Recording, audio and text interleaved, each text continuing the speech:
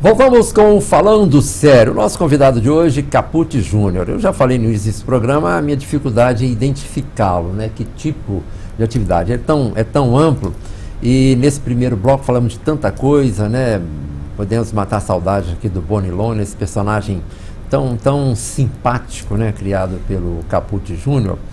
Mas aí veio o cinema também, né, Capucci?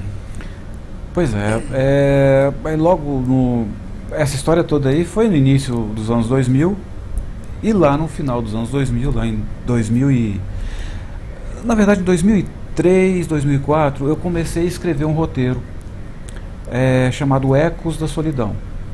Era basicamente a história de uma senhora que tinha um contato espiritual, para ela era espiritual, através de um rádio da década de 30, estilo capela, era a capela dela. Ela tinha aquele rádio ali como, né, o santuário dela. Então, a história girava em torno disso e o sobrinho dela desfazia esse sonho dela e ela vinha falecer. Era uma história curta, era um curta-metragem. Passou muito tempo, a gente entrou em algumas leis de incentivo de 2003 até 2007 e nada. Nada de lei de incentivo, nada de conseguir recurso, apoio financeiro, nada. E aí, eu já era uma parceria junto com o Douglas Lins, e o Douglas chegou para mim e falou assim: Capucci, a gente não pode desistir dessa ideia. Foi assim, Douglas, está complicado, já temos o roteiro, mas a gente não encontra, é caro, a gente precisa de atores, precisa de cenários, precisa de tal, deslocamento, tudo mais, isso não tinha verba para isso, não tinha quem patrocinasse. Aí ele falou assim: Capucci, vamos fazer o seguinte, vamos fazer com o que a gente tem na mão? Você já fez tanta coisa bacana, uma câmera na mão, um microfone, ideia na cabeça, uma câmera na mão. Glauber Rocha? E o Douglas é muito fã do Glauber. Eu olhei, eu assim, sempre muito preocupado com a qualidade. Porque, cá pra nós, até muito pouco tempo atrás, e agora essas coisas a gente pode dizer que já mudou bastante, mas até muito pouco tempo atrás o cinema nacional era totalmente discriminado. Era. Por vários motivos, a gente sabe. E os motivos são vários também. Mas ele era muito discriminado, e fazer uma coisa sem muita qualidade ia trazer muito problema pra gente e não ia dar em nada. E se ele fosse para, por exemplo, um curta-metragem que vai para uma locadora, por exemplo, ninguém pega um filme para assistir 30 minutos. Né? Ele iria para a televisão, ele ia passar meia hora e acabou. Ele ia morrer. Eu falei: Douglas, se ficar como curta-metragem, ele vai morrer numa prateleira. E a gente não fez nada. Meu Capucci, o que nós vamos fazer então? Ficar parado e não fazer nada? Eu falei: a gente pode transformar ele num longa. Então vamos fazer com o que a gente tem na mão? Vamos. Aí partimos para o ataque. Eu voltei para o computador e reescrevi a história. De drama e curta-metragem eu passei ele para um suspense policial com 90 minutos de duração. Ele ganhou mais corpo, ganhou mais ação, uma história mais complexa. E partimos para encontrar os atores, que foi uma tarefa árdua. Foi uma tarefa muito árdua. Por quê? Os atores não podiam ser muito teatrais. Eles tinham que ter a normalidade, a naturalidade que o cinema pede. É vida real. O tempo é diferente. O tempo é diferente, tem que ter realismo. Você não está falando para uma plateia, você está falando para um microfone que capta até seu sussurro. Então, tivemos que muito trabalho em encontrar os atores, e quando eu já estava desistindo, a gente já tinha feito teste com 58 pessoas. Para casais. Para quantos 58 personagens? casais. Porque 116 a gente tinha um casal principal, Beto e Nanda. Uhum. Que era jovem. Jovens, eram dois jovens, recém-casados, exatamente. Conhece a história. Já assisti algumas vezes. Então, fomos... Eu já estava desistindo. Falei, Douglas, eu acho melhor a gente esquecer isso. Aí ele disse, não, Capucci, tem um casal que está de férias, está chegando das férias amanhã. Se você esperar um pouco, a gente faz um teste com eles. Eles são muito jovens. E assim, porque eu tinha imaginado um casal com mais ou menos 30 e poucos anos, né? A moça entre 25 e o rapaz mais ou menos 30. E aí chegou a Aline Raposo e o... Quase adolescente. A Aline tinha acabado de fazer 19 anos. Tinha sido minha aluna na 8ª série recentemente. O Luizão, ele estava fazendo 20, se eu não me engano. E a gente precisava da sintonia do casal. A gente tinha feito o teste com pessoas para serem casais. Mas pegar um casal de ator, que o Douglas já tinha trabalhado com eles e me falou muito bem deles, eu fiz o teste, nós fizemos o teste com eles e eu fiquei deslumbrado. Eu acredito que ainda tenho esse teste deles. Rapaz, assim, só fiquei preocupado com a carinha de menino dos dois.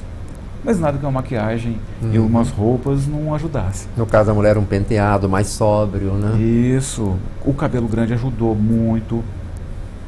O tipo do penteado. O próprio Luizão com uma camisa mais séria e tal. E surtiu um efeito legal.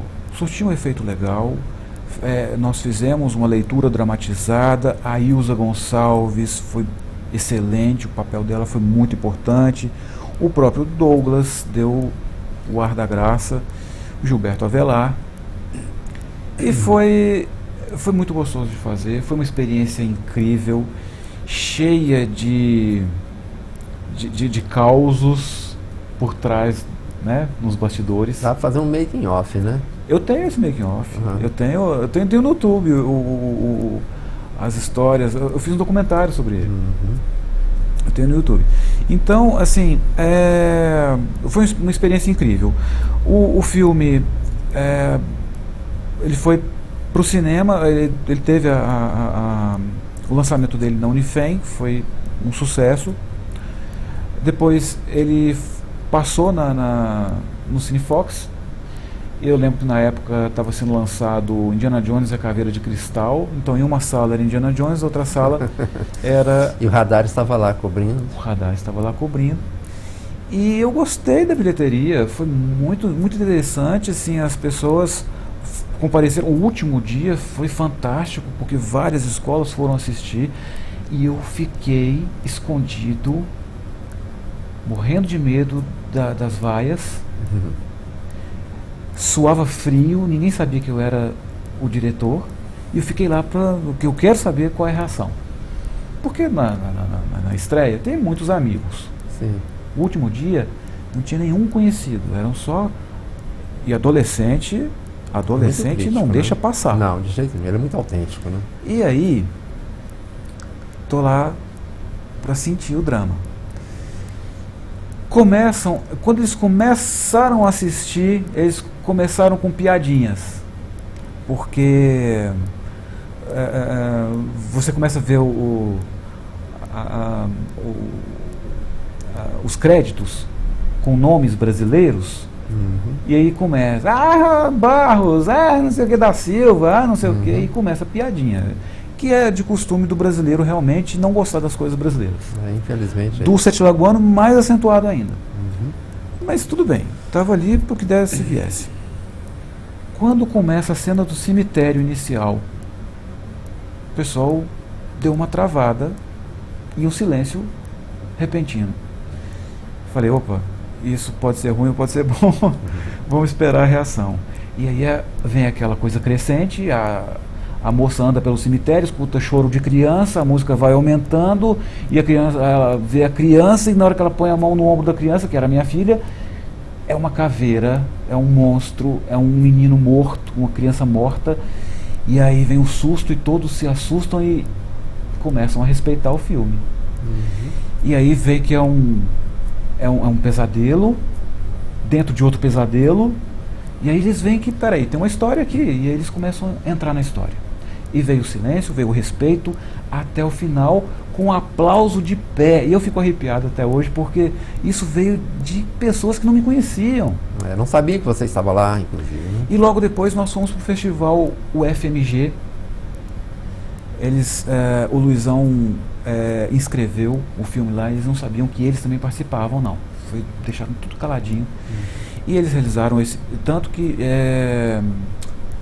tinha vários filmes nacionais concorrendo, filmes de peso, meninos cantores. Teve um filme... Estava lá também, vários filmes. E aí...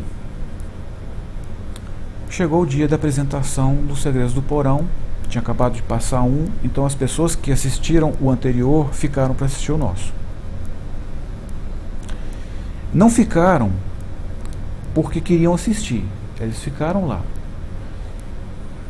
Foi o Luizão, a Aline, não lembro se a Ilza foi também, acho que não. Ou foi?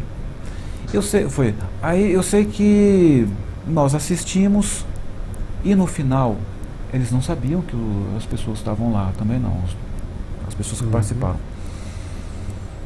E no final aplaudiram de pé. Eu não entendi até hoje, sinceramente, o porquê de aplaudir de pé um filme, sendo que eles não fizeram isso com os outros filmes. Eu pensei, será que está tão teatral assim, pessoal? Aplaude, estou vendo.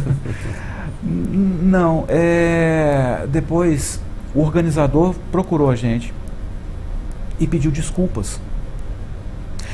Ele disse que ele não deu o crédito por ter sido um filme que veio de Sete Lagoas, estava participando de um festival grande e ele achou que seria mais um filme difícil de assistir, longo e chato. Ele falou, vou ser sincero, foi isso que eu pensei. E vocês estão de parabéns. O filme, eu quero pedir para vocês, para passar ele novamente. Eu quero falar sobre ele e quero chamar vocês para poder comentar aqui no palco com as pessoas. Vocês estão de parabéns, o filme me arrepiou, eu não sabia que era isso. Foi fantástico, foi fantástico. Então ele está assim, vocês viram as pessoas aplaudindo de pé, não foi à toa não. Eles também acharam que ia ser mais um filme chato, mas não foi. Tem história, vocês estão de parabéns.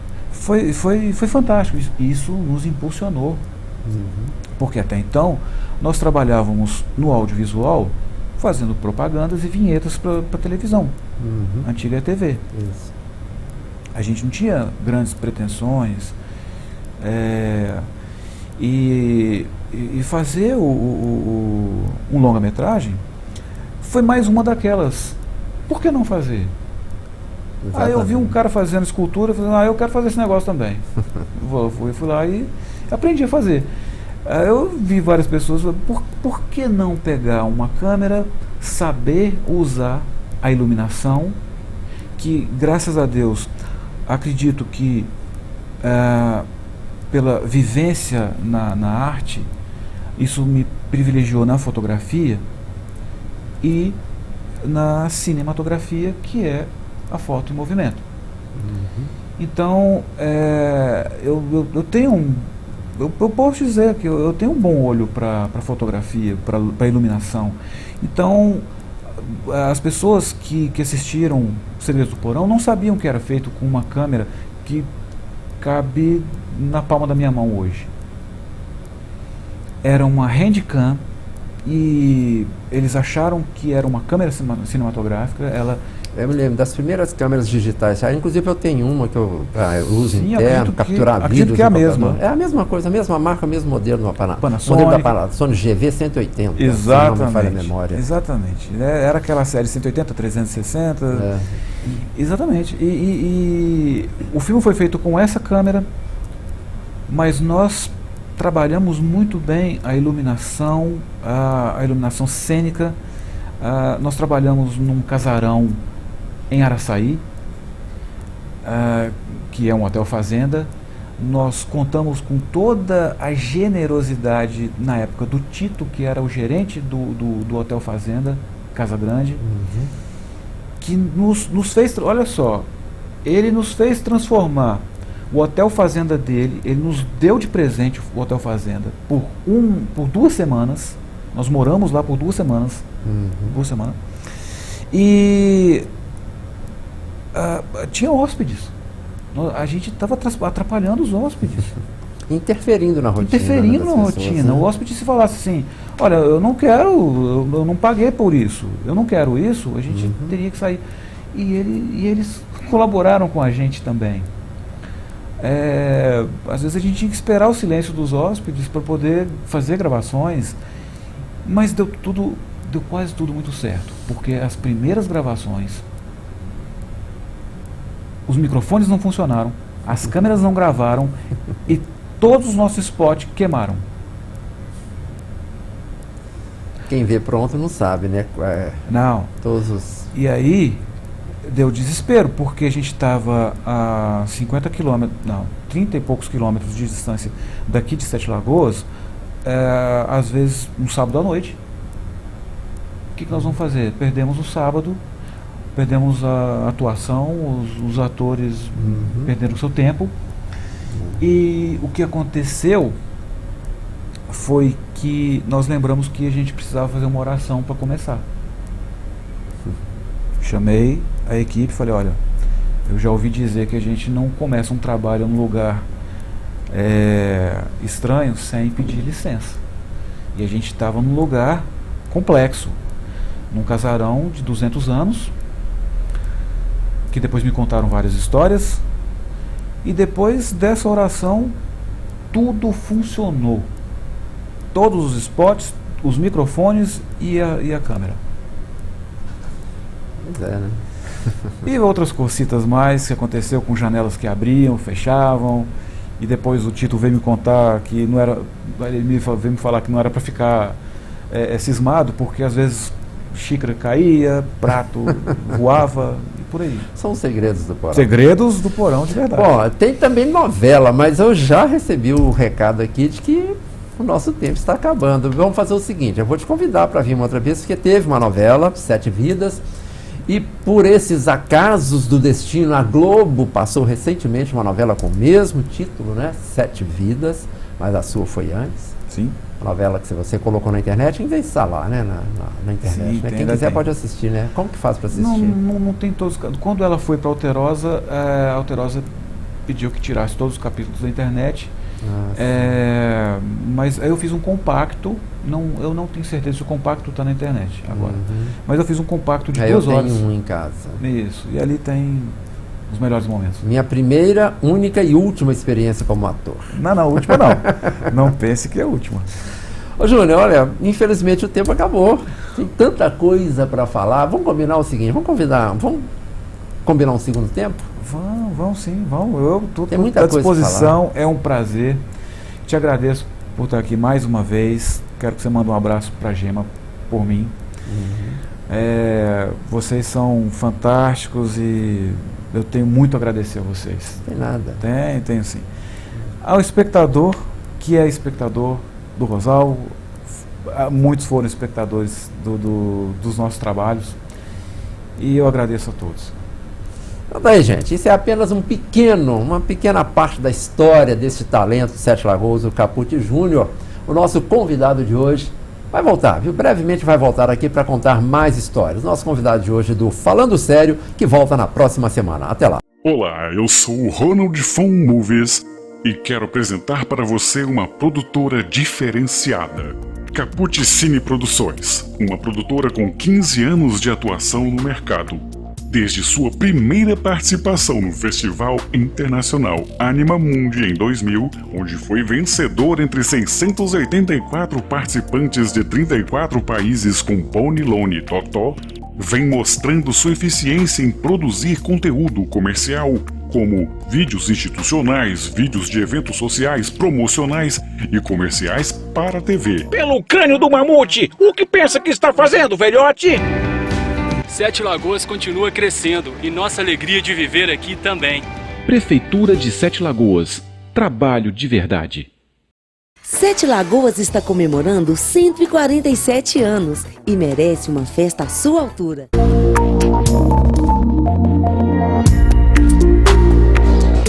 Pense na sua saúde. Exija Aqua 7.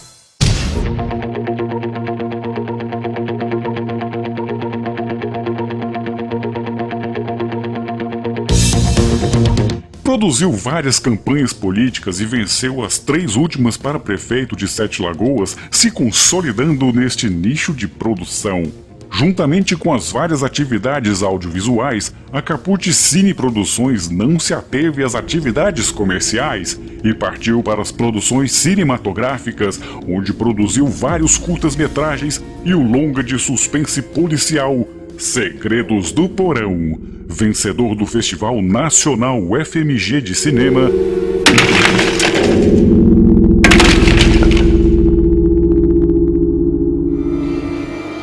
Não! Não! Vai pro inferno! Devido a uma forte demanda via internet, a Caput Cine Produções convidou 80 pessoas para atuar em uma novela que uniu toda uma cidade que passou a se conhecer melhor, sua gente e sua cultura. Vamos agora a Minas, onde está a repórter Júlia Tavares, que vai nos contar um pouco mais sobre a produção da novela Sete Vidas. Júlia, bom dia. Bom dia, Catiúcia. Estamos em frente à Lagoa Paulino, que é o principal cartão postal da cidade e, claro, um dos cenários da novela Sete Vidas. Para falar um pouco mais sobre essa iniciativa, eu converso agora com o Caput Júnior, que é o diretor da produção. Bom dia, Júnior. Como tem sido essa experiência de levar um formato típico da televisão para a internet? Bom dia. Primeiro, a gente precisava de um veículo, né, para poder escoar nossa produção audiovisual. A Universidade UNA de BH também citou Sete Vidas como case a ser estudado e comentado em aula, pois se tratava de algo inédito para unir uma população e valorizar a cultura local via internet. A renomada escritora de novelas, Glória Pérez, comentou em seu Twitter a grande coragem de se fazer novela com produção limitada e no interior de Minas. Parabenizou os idealizadores e ofereceu ajuda caso fosse necessário alguma dica. O consagrado diretor Jorge Fernando, também em seu Twitter, afirmou que Sete Vidas não era somente a primeira novela de Minas Gerais, mas ele afirmou ser a primeira novela da internet no Brasil. É por todos esses motivos que Sete Vidas tornou-se um dos grandes fenômenos da internet. Sete Vidas, a novela da nossa gente. Sete Vidas!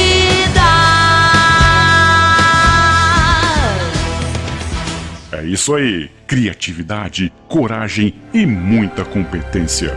Caput Cine Produções, imagens que realizam sonhos.